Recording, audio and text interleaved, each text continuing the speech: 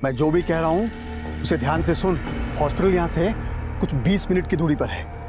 पगमा मार, घुटने पे नहीं मारना वरना मैं चल नहीं पाऊंगा। पैर में अगर गोली मारा तो मैं कैसे भी लंगड़ाते हुए हॉस्पिटल पहुंच जाऊंगा। नहीं मार, चलने मार, पगमा मार मार। नहीं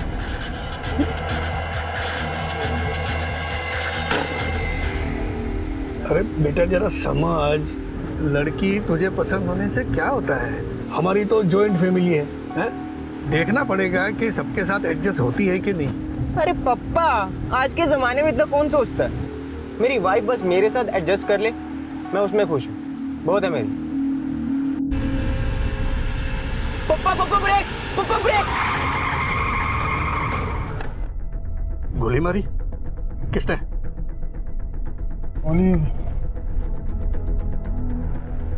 सर मैं एक वकील हूँ, भावेश गड़ा। मैंने क्या है जानबूझ के ये वीडियो शूट किया है ताकि आपको कातिल को पकड़ने में और मुझे अपने आप को बेगुनाह साबित करने में मदद मिले। बिल्कुल सही किया आपने। खैर अभी रुकिए ज़रा, और क्या क्या इन्फॉर्मेशन मिली आप तक? सर उसके छाती के थोड़ा ऊपर कंधे पर गोली लगी है और उसके पास ये मोबाइल मिला है। और वॉलेट वगैरह कुछ? जी नहीं सर। जयसवाल, इस पे जो भी नंबर मिलता है उसके बीवी का, घर का, रिश्तेदारों का या इमरजेंसी नंबर, उस पर कॉल करना और इन्फॉर्म करना। Okay sir.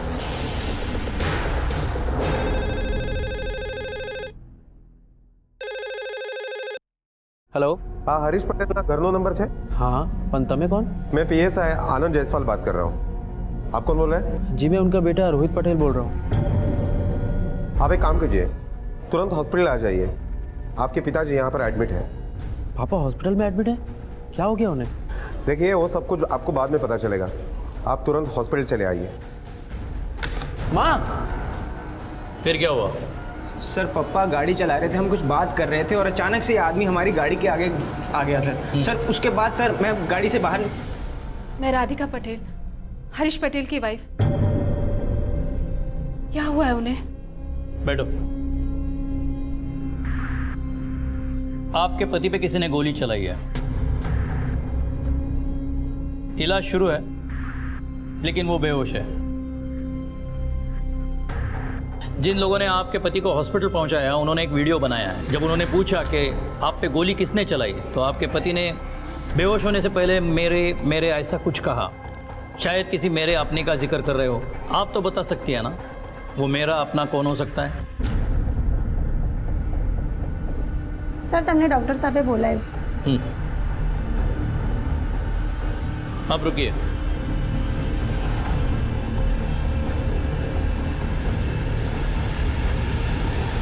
सर गोली तो हमने निकाल दी है पर खून बहुत बह चुका है और गोली जो है वो कॉलर बन के बिल्कुल पास में लगी है। हाँ पर एक बात ज़रूर है कि गोली दूर से नहीं पास से चली गई है। जयसवाल, इसे फॉरेंसिक लैब भेज दो। डॉक्टर, पेशेंट की कंडीशन कैसी है? आप पेशेंट की तबीयत तो बिलाल अभी ठीक है पर उसे होश में आने के लिए थोड़ा समय लगेगा। सर अब हम जा सकते? Sir please. अभी नहीं, बैठिए। अजीब मुसीबत है, किसी की मदद करो और खुद फंसो। आपके पति बच गए हैं लेकिन होश में आने के लिए थोड़ा टाइम लगेगा। एक बात बताइए, आज दिन भर वो किस किस को मिलने वाले थे? મને ખબર નથી સર। अच्छा, 1 घंटा पहले वो किसी को मिलने के लिए घर से बाहर निकले थे? ખબર નથી સર। खबर नहीं मतलब? आप बीवी हो हरीश जी की, वो कहाँ जाते हैं, किससे मिलते हैं, क्या करते हैं, आपको पता नहीं? सर पिछले 7 साल से पापा हमारे साथ नहीं रहते। वो अपने घर पे हमारी माँ और काका के साथ रहते हैं। हमारा रिश्ता सिर्फ नाम का था सर। नाम का रिश्ता है लेकिन हरीश जी ने आपका नंबर होम के नाम से सेव किया है। मुझे भी यही बात जान के हैरानी हुई कि उन्होंने मेरा नंबर सेव भी किया है। ठीक है, आप हरीश जी के बाकी फैमिली वालों को इन्फॉर्म कीजिए। सर हम उन्हें इन्फॉर्म नहीं करेंगे, हम आपको नंबर दे देते हैं, आप खुद ही इन्फॉर्म करवा दीजिए। पता नहीं वहाँ से कोई आएगा भी या नहीं। भगवान न करे ऐसी फैमिली मेंबर्स किसी दुश्मन को भी दे। पर हम यहाँ तब तक रहेंगे जब तक उन्हें होश नहीं आ जाता। मैं अपना फर्ज निभाऊंगी, नाम की सही, पर बीवी तो उनकी। अगर ज़रूरत पड़ी तो पूछताछ के लिए आप दोनों को पुलिस स्टेशन भी आना पड़ेगा। जसवंत, इनसे नाम और एड्रेस और नंबर ले लो और इन्फॉर्म करो घर वालों को। Okay sir. मिस्टर गाड़ा, आप हमें उस स्पॉट पे ले जाइए जहां हरीश आपके गाड़ी के सामने आया था।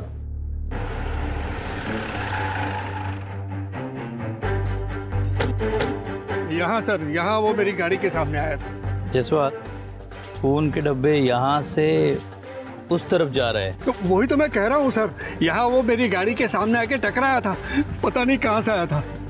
तुम रुको यहाँ।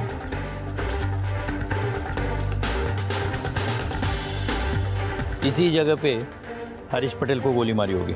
सर हरीश पटेल के बीबी ने जो एड्रेस दिया है वो इसी एरिया का है, Adarsh society, moonlight area, bungalow number 56। Sir वो रहा।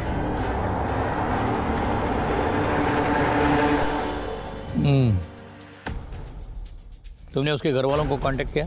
सर राधिका पटेल ने जो 2 नंबर दिए थे वो फ़ोन कोई नहीं उठा रहा। सर मुझे लगता है हरीश पटेल का घर सामने ही है सर। मुझे लगता है हम डायरेक्टली उसके घर पर ही जाए। नहीं, अभी घर नहीं जाएंगे। देखते हैं ये लोग अपने घर वाले के लिए ऐसा बिहेव क्यों कर रहे हैं। अभी बाहर ही छानबीन करते हैं।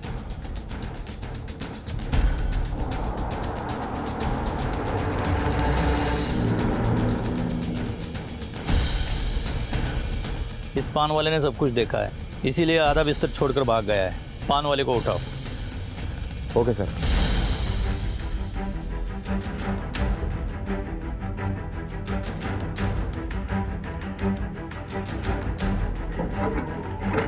ए, चल दुकान बाद में खोलना, साहब ने बुलाया।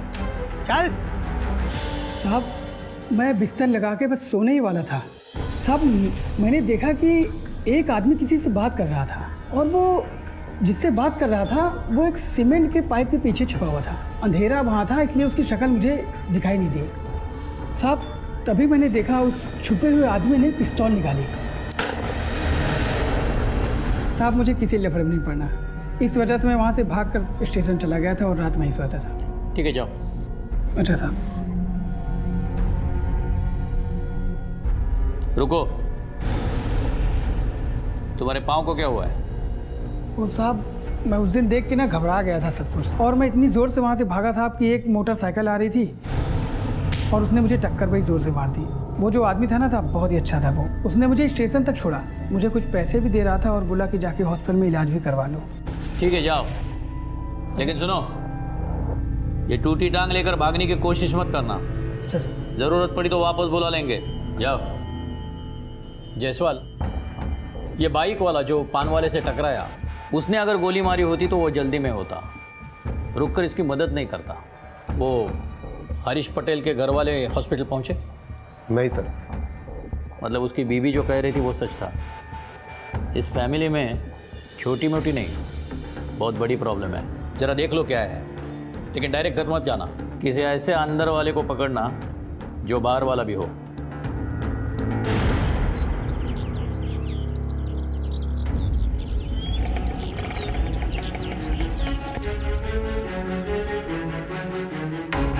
अरे सुनो, मेरी बात सामने भैया।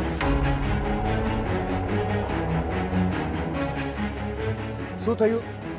तू इसी बंगले में काम करता है? हाँ, તમે કોણ છો? चल कुछ बात करनी है तुझसे, आ जा। पर मैं आपसे बात क्यों करूं? मुझे आपसे बात नहीं करनी। रास्ता छोड़ो मत। ए, ज्यादा फड़फड़ा मत। पुलिस।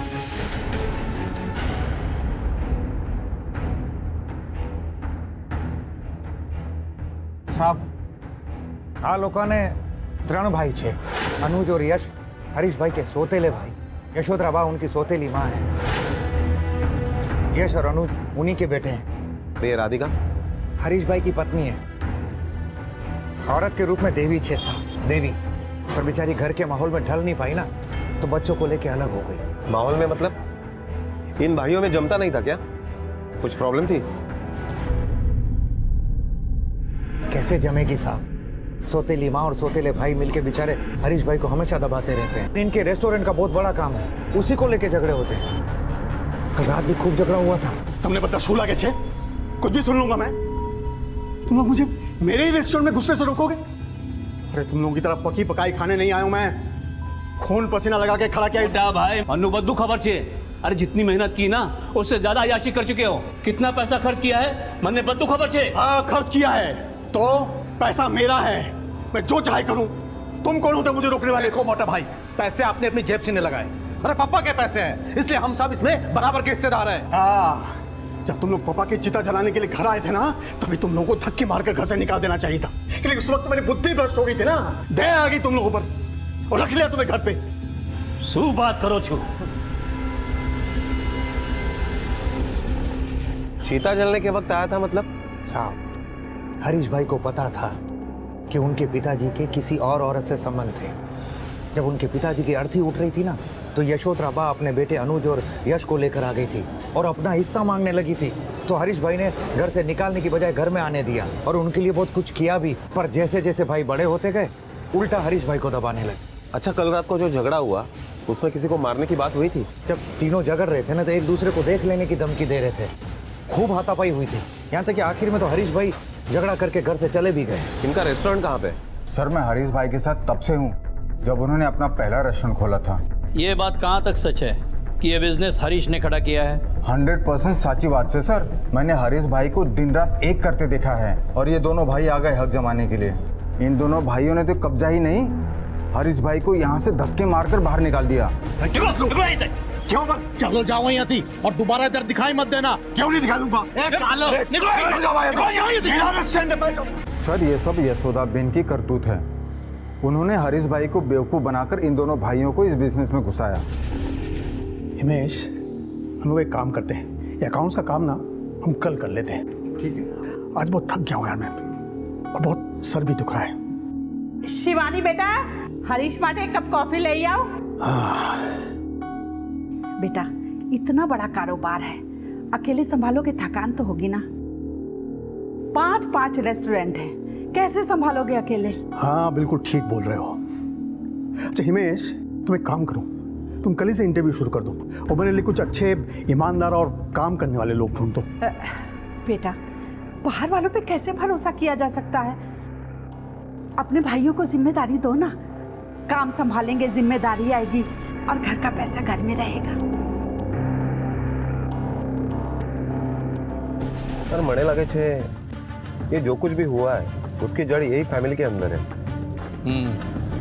अब देखना यह है कि इन भाइयों के महाभारत में पांडव कौन है और कौरव कौन है।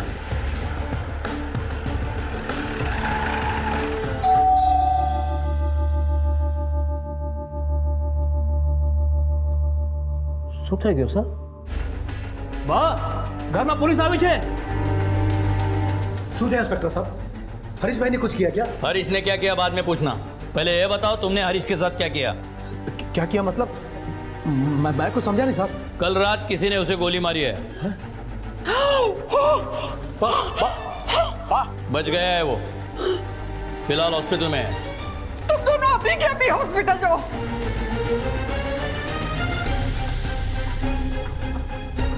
ठीक है, मत जाओ, हम और बहू दोनों अभी के अभी हॉस्पिटल जाएंगे। शिवानी! वाह, शुद्ध हो। शिवानी, हरीश को किसी ने गोली मार दी है। शिवानी, वो बेचारा अकेला हॉस्पिटल में, हम दोनों अभी के अभी हॉस्पिटल चलेंगे। तुम चलो मेरे साथ। वाह, लेकिन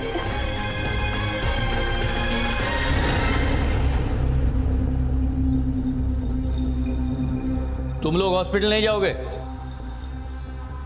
एक्चुअली हमारी आपस में बहुत कम बनती है। क्यों?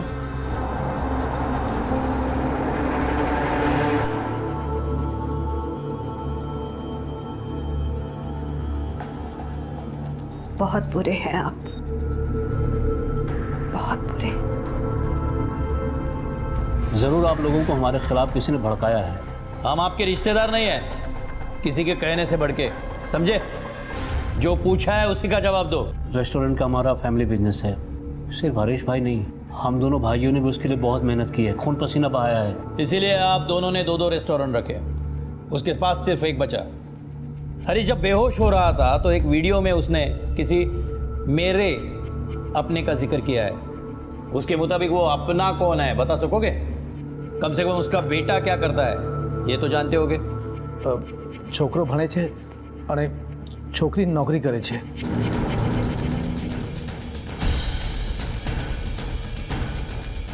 हरीश की बेटी भी है? जी हाँ सर। तो वो उसे मिलने हॉस्पिटल क्यों नहीं आई? मेरा उनसे कोई वास्ता नहीं, सिवाय इसके कि वो मेरे बायोलॉजिकल फादर हैं। मेरा बस चलता तो कब की उनसे लीगली सेपरेट हो जाती। मैं तो अपने नाम के साथ उनका सरनेम तक नहीं लगाती हूँ, बल्कि अपनी माँ का नाम लगाती हूँ। अपने बाप से इतनी नफरत की वजह क्या है? क्योंकि उन्होंने बाप होने का फर्ज कभी निभाया ही नहीं। आज तक हमेशा हमें सिर्फ बेइज्जत ही किया है। हमने जब आपसे सारे नाते तोड़ दिए हैं तो यहाँ क्यों आते हैं? जाइए अपनी उसी फैमिली के पास जहाँ बच्चे पैदा कर रहे हैं। बख्श दीजिए हमें, अपना ये गंदा साया मुझ पर और मेरे बच्चों पर मत डालो। जुबान खींच के गले से लपेट दूंगा।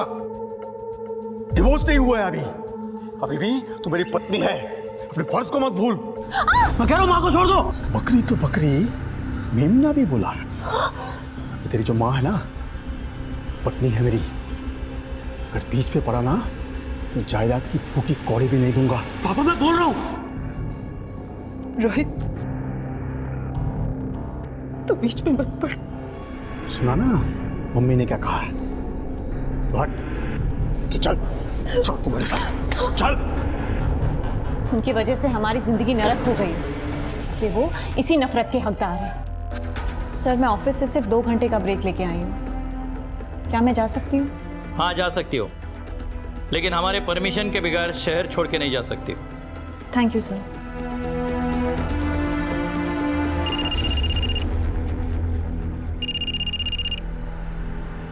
हेलो। हाँ ओके सर, हॉस्पिटल से फ़ोन था। मेरा बेटा ठीक हो गया, तुझे कुछ नहीं हो सकता। मैं कहती थी ना कि मेरे बेटा कभी हार मानने वालों में से नहीं है। आप पे गोली किसने चलाई?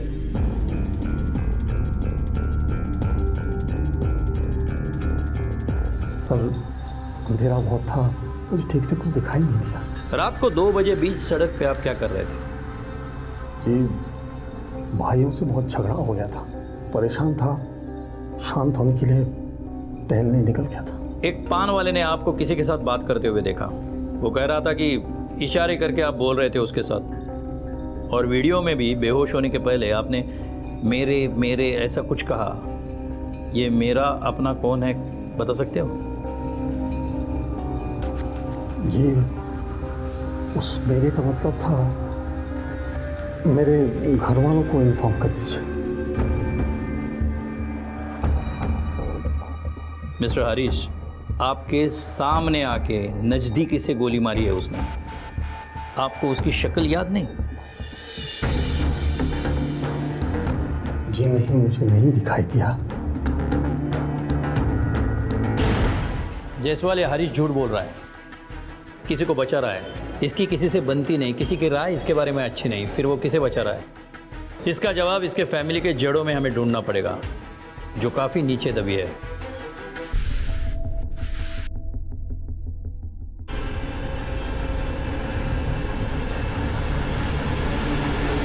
सर ये बंदूक कचरा साफ करने वाले को कचरे के डिब्बे में मिली। ये कचरे का डिब्बा क्राइम सीन से बहुत करीब है। सर हो सकता है कि इसी बंदूक से हरीश पटेल के ऊपर गोली चलाई हो, क्योंकि इस बंदूक में यूज होने वाली गोली और हरीश पटेल के बॉडी में जो गोली मिली है वो गोली दोनों 9 mm की है। पिस्तौल को बैलिस्टिक के लिए भेजो, देख लो लाइसेंस है या नहीं, और अगर इलीगल है तो आपने खबरी को काम पे लगाओ। देख लेना सूरत में ऐसी पिस्तौल कौन बेच रहा है। Okay sir.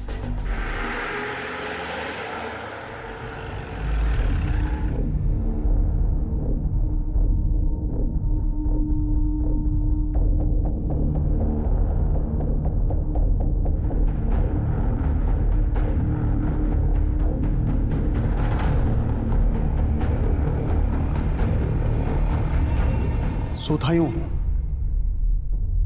खुशी नहीं हुई ना तुम लोगों को मुझे देखकर? हाँ होगी भी कैसे, तुम लोगों ने तो सोच लिया था मैं मर गया हूं, लेकिन मैं तो वापस आ गया। नहीं मोटा भाई अब શું બોલે છે? नौटंकी मत कर। तुम सबकी असलियत पता है मुझे। अब देखना तुम एक एक की जिंदगी कैसे नरक बना देता हूं मैं। हरीश बेटा। हे बुढ़िया चुप बैठ तुम। अरे शिवानी, अरे मुझे जरा वहां बैठने में मदद करो ना। भैया मैं करता हूँ। तुझे बुलाया क्या मैंने? चल पीछे चल। अरे शिवानी आओ ना।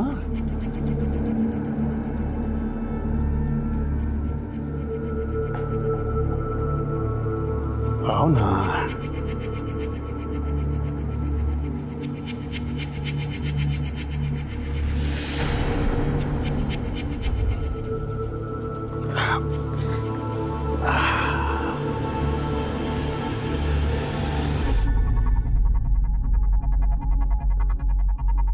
यश, अनुज, यार। जी भैया क्या हुआ? अनुज, सुनो, मैं मर गया सोचकर तुम लोगों ने मेरे कुत्ते का भी ख्याल नहीं रखा। नहीं भैया ऐसी बात नहीं है, हम सब ने उसका बहुत ख्याल रखा है। ये प्लेट देख, देख कितनी गंदी है। तुम लोगों ने काम नहीं किया तो सजा तो तुमको मिलेगी। अब ये प्लेट और पानी तुम दोनों साफ करो। चलो चलो चलो चलो, इसके पहले कि मुझे याद आ जाए कि गोली किसने चलाई थी।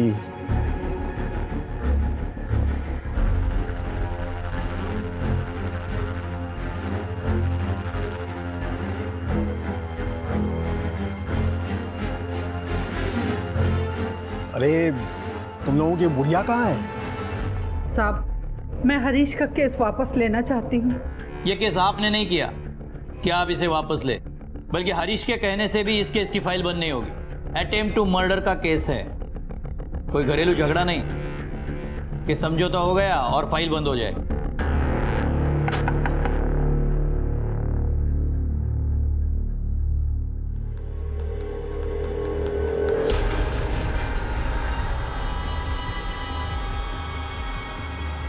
आजा आजा, बड़ी खुशियां मना रहे थे ना तुम लोग मेरे मौत का सोचकर।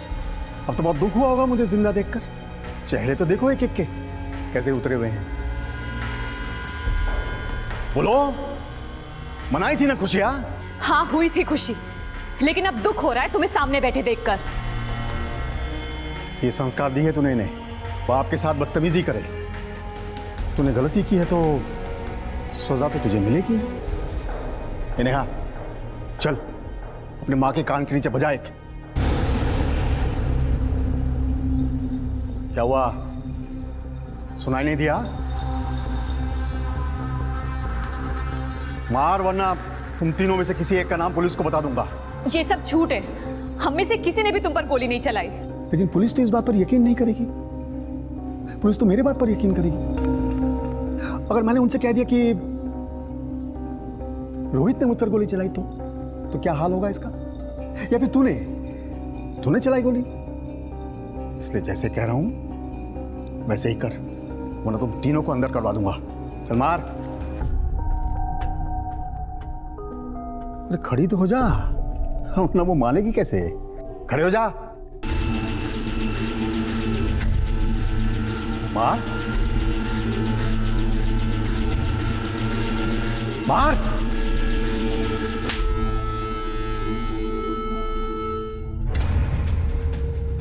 किसको बेचा था ये? अब ये 4-5 महीने मैंने बेचा है।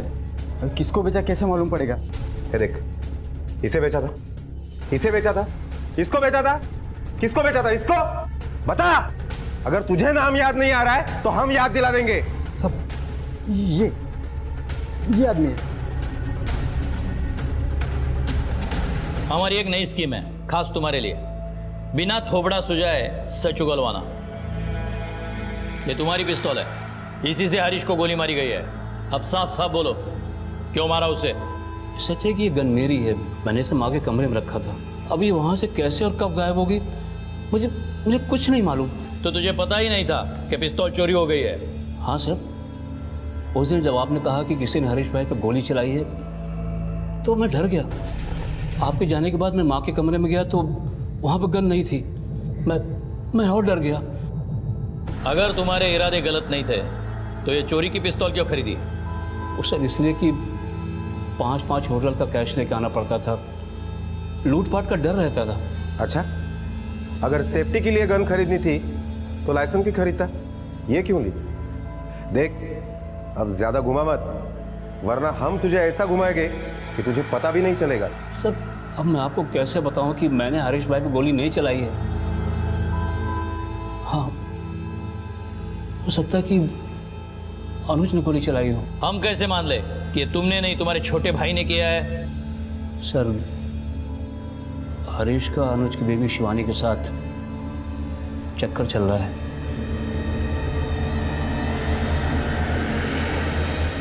हाँ, उन दोनों का चक्कर है। पहले हरीश ने जब मेरी शादी करवाई तो मुझे लगा वो भगवान है, फिर समझ में आया कि मेरे लिए नहीं बल्कि वो शिवानी को घर में मेरी दुल्हन बनाकर अपने लिए लाया था। मैं शिवानी से प्यार का रिश्ता भी बनाऊं तो भी उसे हजम नहीं होता है। सर वो हरीश एक नंबर का कमीना और बिल्कुल घटिया आदमी है। जो जो बेटा जो देखो कितने गेम डाउनलोड किए मैंने तुम्हारे लिए। अरे गौरंग बेटा, कैसे हो बेटा? तुम एक काम करो, तुम अपने पापा के साथ जरा बाहर जाओ, मुझे तुम्हारी मम्मी से कुछ जरूरी बात करनी है।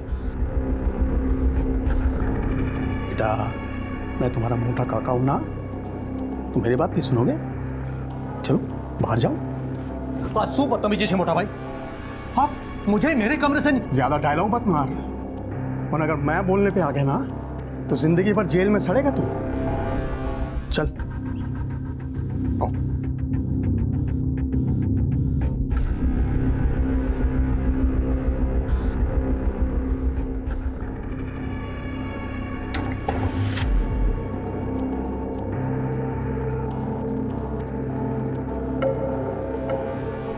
अरे शू था यू? अरे रोती क्यों है? ये देख, ये देख, मैंने तेरे लिए गिफ्ट लाया है, पहन ना, ले पहन के दिखा। पहनती है या भेजू तेरे पति को जेल में? जब हरीश पटेल पे गोली चलाई गई तब तुम कहाँ थे? सर मैं वही था, लिविंग रूम में सो रहा था। क्यों लिविंग रूम में क्यों सो रहे थे? सर मुझे आदत है, मैं वहीं सोता हूँ।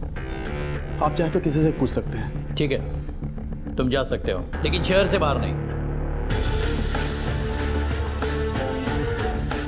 इस फैमिली के सभी लोग एक दूसरे के कंधे पर बंदूक रखकर गोली चलाना चाहते हैं, एक दूसरे को फंसाना चाहते हैं। इस फैमिली के दाल में काला नहीं है, ये पूरी की पूरी दाल ही काली है। चलो शिवानी से पूछते हैं, हरीश के साथ वाला मामला प्यार का है या जोर जबरदस्ती का?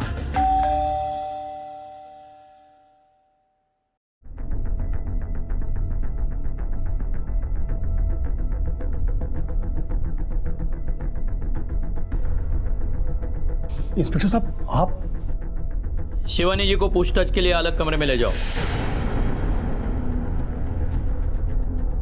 इंस्पेक्टर साहब, मारे पासे जो बंदूक होत ने तो मैं उसके सीने में नहीं उसके खोपड़ी पे गोली मारती। अरे एक नंबर का घटिया और गिरा हुआ इंसान है वो। मतलब वो आपको अपने नीच और घटियापन का प्रूफ दे चुका है। एक बार न थी, 1000 बार। मैं पहले उसकी सेक्रेटरी थी और मेरा उससे अफेयर था। फिर उसने अपने फ़ायदे के लिए अपने छोटे भाई अनुज से मेरी शादी करा दी। फिर गौरांग पैदा हुआ। गौरांग के पैदा होने के बाद मैं बोली उसको कि मुझे थारे साथे कोई रिलेशन नहीं रखना है, लेकिन उसने मेरी एक नहीं सुनी, उल्टा मेरे साथ जोर जबरदस्ती करने लगा। मतलब गौरांग हरीश का बेटा है। ये बात अनुज को पता है। अच्छा, अनुज हॉल में क्यों सोता है? वो उसको औरतों में कोई इंटरेस्ट नहीं है। साथ रहते रहते दोस्त हो गए थे हम दोनों, लेकिन ये हरीश, इसने मेरा पीछा नहीं छोड़ा। जब भी मैंने मुंह खोलने की कोशिश की, उसने मुझे डरा धमका के चुप करा दिया। नीचे उतर। सोते हो? जितना कह रहा हूं बस उतना कर। हाँ।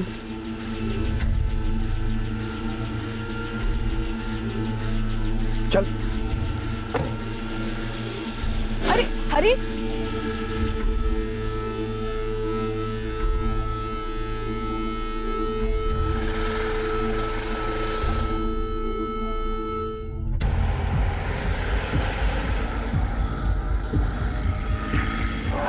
हरीश, हरीश गाड़ी क्या कर रहे हो? गाड़ी धीरे करो।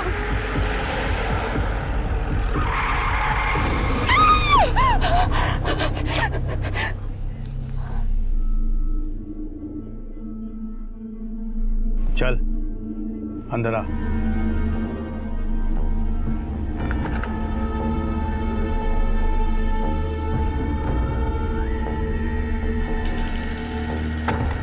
आज के बाद कभी भी अपने शरीर को हाथ लगाने से मना करने से पहले जरा सोच लेना।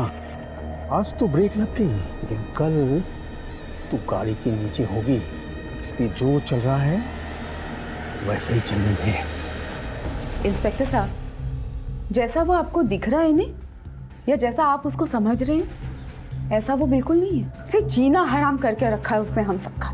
मैंने तो ठान लिया था कि अपनी बेइज्जती का बदला जरूर लूंगी उससे, बर्बाद कर दूंगी उसको। और फिर एक दिन माँ जी और यश भाई ने बोला मुझे, शिवानी, उसने तुम्हें ही नहीं हम सबको दुखी कर रखा है और सब के सब उससे छुटकारा चाहते हैं, और उससे छुटकारा सिर्फ तुम दिला सकती हो।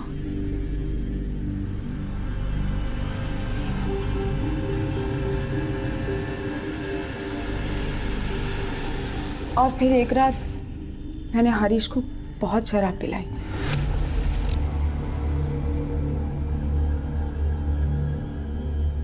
सामने ना गौरांग की रिपोर्ट कार्ड पे साइन करना है। ओके।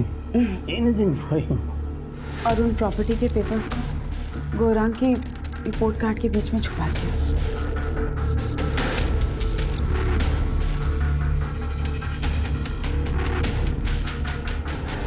इस फैमिली के सभी मेंबर पहुंचे हुए हैं। हर एक के पास मोटिव है हरीश को मारने का, और ये हरीश भी कम नहीं है। मुझे यकीन है वो हमें घुमा रहा है। एक काम करो, इसकी सारी बायोग्राफी निकालो, हो सकता है ये प्लान उसी का हो। Okay sir.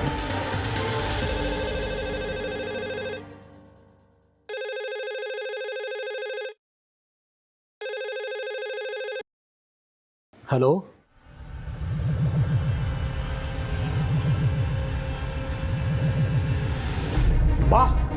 बा हरीश भाई को किसी ने किडनैप कर लिया है। फिरौती के पैसे के लिए किडनैपर का फोन आया था। बा किस नंबर से फोन आया था? सर फोन तो लैंडलाइन पर आया था, इसलिए नंबर तो नहीं पता। लेकिन हाँ सर, जब मैंने बाहर जाकर देखा कि हरीश भाई की गाड़ी नहीं है, तो मैंने हरीश भाई को कॉल किया उनके मोबाइल पर। सर फोन बज रहा था, लेकिन उन्होंने फोन उठाया नहीं। सर जायसवाल, हरीश के मोबाइल का टावर लोकेशन चेक करो। ये कोई नई चाल शुरू हुई है। Yes sir.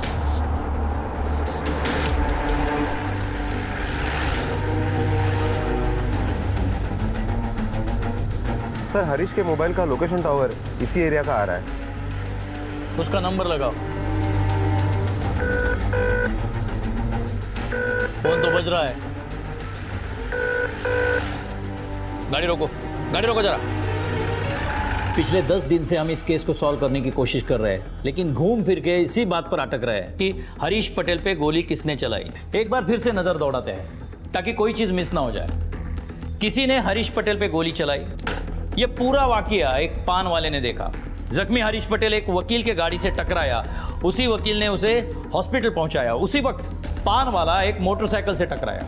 अगर मोटरसाइकिल वाले पे शक किया जाए तो हरीश पटेल के फैमिली में सिर्फ एक 2 व्हीलर है जो नौकर की है। सर लेकिन मोटरसाइकिल तो रोहित पटेल के पास भी है। नहीं सर, मैंने खुद चेक किया है, रोहित पटेल के पास कोई मोटरसाइकिल नहीं है। फिर तुम्हें कैसे पता कि रोहित के पास मोटरसाइकिल है? सर उस रात रोहित पटेल और उसकी माँ बाइक पर ही तो अस्पताल में आए थे। मैं राधिका पटेल, हरीश पटेल की वाइफ। कहाँ है वो? चलिए मेरे साथ। एक मिनट, यहाँ पे रुका ना। इस नंबर पर जरा जूम करना। हाँ सर, ये मेरी बाइक का नंबर है।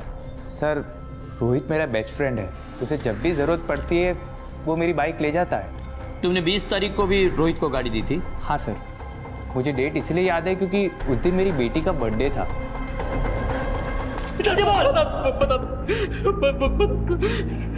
सर मेरा बाप के नाम पे कलंक था सर। बहुत सेल्फिश था वो। उसने कभी मेरी माँ की परवाह नहीं की। हम लोग जब भी खुश रहने की कोशिश करते वो हमें आके मायूस कर देता था। बहुत बेइज्जती करता था सर वो हमारी। फिर एक दिन खुद वो एक प्रपोजल लेके मेरे पास आया। सुन, तुझे मुझे गोली मारनी है। क्या? जान से नहीं मारनी है, सिर्फ पैर में गोली मार के वहां से भाग जाना है। लेकिन गोली मारनी क्यों है? वो तेरे 2 सौतेले चाचा है ना, यश और अनुज, उन्हें सबक सिखाने के लिए। तो बस मेरे पैर में गोली मार के वहां से भाग जाना। और हमारे घर से हॉस्पिटल कुछ 20 मिनट की दूरी पर है। मैं कैसे भी लंगड़ाते हुए हॉस्पिटल पहुंच जाऊंगा और जाकर पुलिस से कहूंगा कि यश और अनुज ने मुझे गोली मारी है।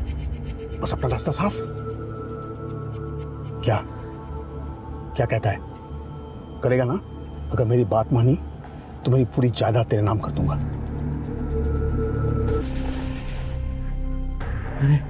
मैंने गोली उसके पैर पे नहीं, उनके सीने पे मारी, लेकिन वो बच गया। और उसके बाद वो हमें ब्लैकमेल करने लगा कि वो पुलिस को जाके सब कुछ बता देगा और मुझसे अपनी उल्टी सीधी वाहियात बातें मनवाने लगा। फिर एक दिन मुझे बा ने बुलाया। बेटा, मैं जानती हूँ कि वो तुम दोनों भाई बहनों को और तुम्हारी माँ को बहुत सताता है। बेटा, उससे छुटकारा पाना होगा, नहीं तो वो हम सबकी जिंदगी नरक से भी बदतर बना देगा। और ये छुटकारा बेटा सिर्फ तुम ही दिला सकते हो।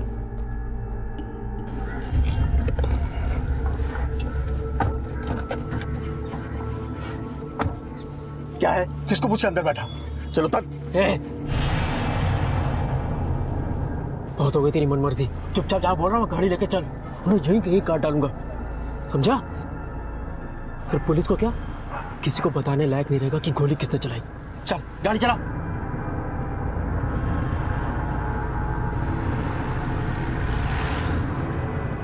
रो गाड़ी, गाड़ी बंद कर। बाहर निकल, बाहर निकल, बाहर निकल। तू ठीक नहीं कर रहा। तो मत कर तू ऐसा। क्या कर रहा है तू? आज मेरा निशाना नहीं चूकेगा। तुमने एक घटिया और आपराधिक मानसिकता वाले आदमी को बदले के लिए मारकर और खुद का भविष्य खराब कर दिया। काश तूने पुलिस की मदद ली होती तो उस आदमी को उसके किए की सजा मिलती और तुम अपराधी होने से बच जाते। परिवार, जायदाद, अपने पराये के इस चक्रव्यूह ने नौजवान रोहित को निगल लिया था। किसी के प्रति नफरत या गुस्सा इस बात का समर्थन कभी नहीं पा सकता कि कानून को अपने हाथ में ले लिया जाए। अगर समझ जरा भी चूकी तो कोई मासूम रोहित खूनी बनते देर नहीं लगाएगा। अगर रोहित, राधिका या शिवानी पुलिस के पास जाते तो हरीश को उसके किए की सजा मिलती और शायद वक्त भी ये महसूस करने का कि वो इंसान नहीं बल्कि जानवर से भी बदतर है। हरीश जैसे किसी भी व्यक्ति की सही जगह सलाखों के पीछे है और ये हमारा कर्तव्य है कि उन्हें पहचान कर उन्हें उनके सही पते पर भेजा जाए। अब मैं अनूप सोनी आपसे विदा लेता हूं। फिर मुलाकात होगी अगले एपिसोड में एक और चौंका देने वाले केस के साथ। तब तक अपना और अपने परिवार का ख्याल रखें और देखते रहें क्राइम पेट्रोल डायल 100। सबक एक को, सीख हम सबको। जय हिंद।